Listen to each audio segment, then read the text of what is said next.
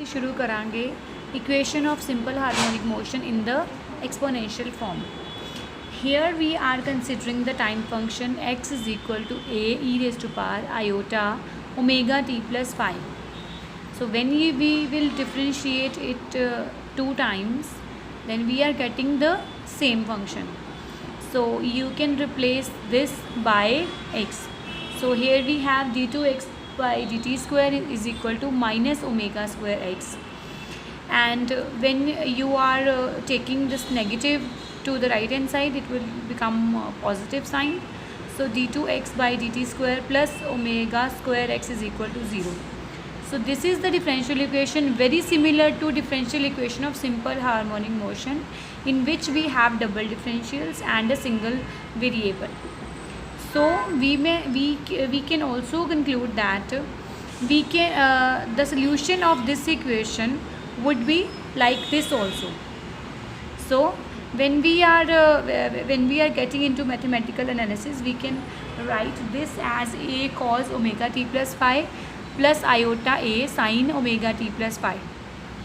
So this equation, this x equation, this represents the sum of both sine and cosine function. So when you are adding both function, it doesn't mean that we are adding both of these. So if we are representing the simple harmonic motion through this equation, rather than using sine only function or cos only function, now we will use this as a solution of the function, because this solution carries both parts, cos part as well as sine part.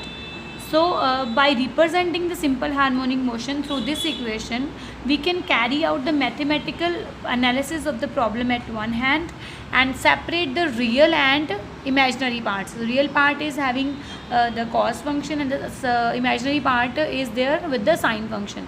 So imaginary part is a sin omega t plus phi. So this is iota. I think you know iota before in the plus 2 class. So if anybody has any trouble regarding iota, you can contact me. And otherwise, yes, the same thing it is written here. The real part which correspond to x is equal to a cos omega t plus phi, and the imaginary part would be represented by x is equal to a sin omega t plus phi. So we are now using this as a solution rather than using cos and sine.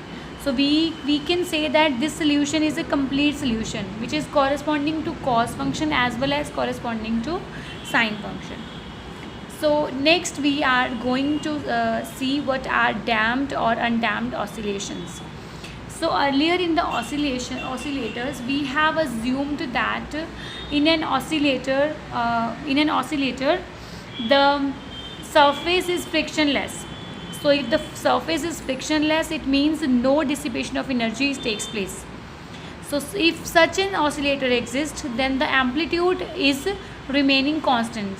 You would have noticed that we are considering this capital A. So capital A is a constant. So amplitude remain constant. So there will be a continuous conversion of potential energy into kinetic energy, and then kinetic energy into potential energy if there is no dissipation of energy. But if we are talking about the electrical oscillator, the electrical energy would convert to magnetic energy, and then after magnetic energy would have been converted to electrical energy.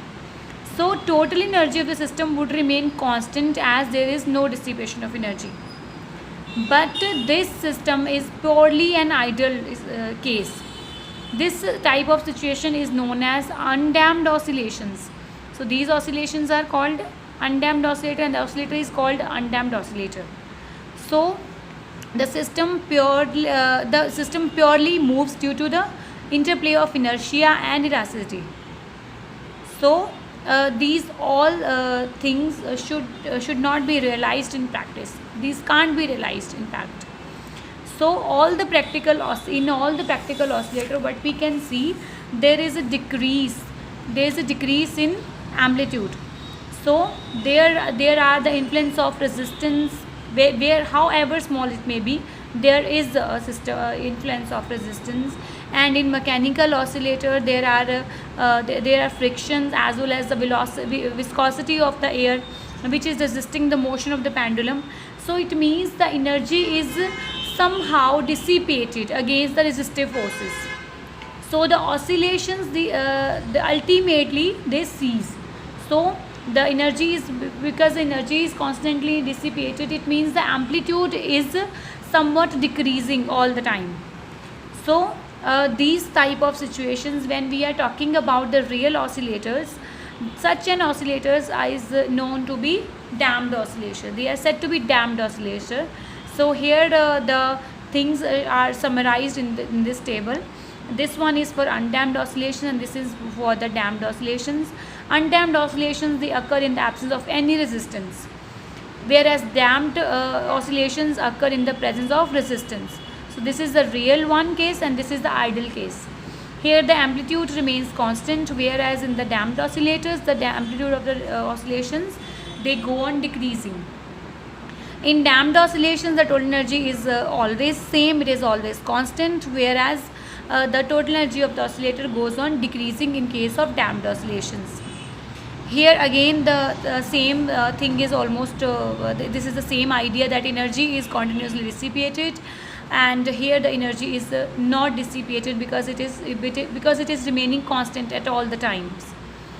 And in undamped oscillations, once the oscillator is set into oscillations, it will continue to oscillate of its own, and forever it would remain oscillating.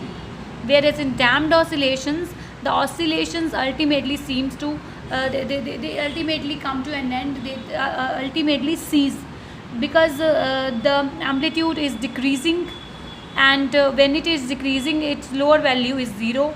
So oscillations ultimately come to an end when amplitude is 0. So these are some of the differences between the undamped oscillations and the damped oscillations.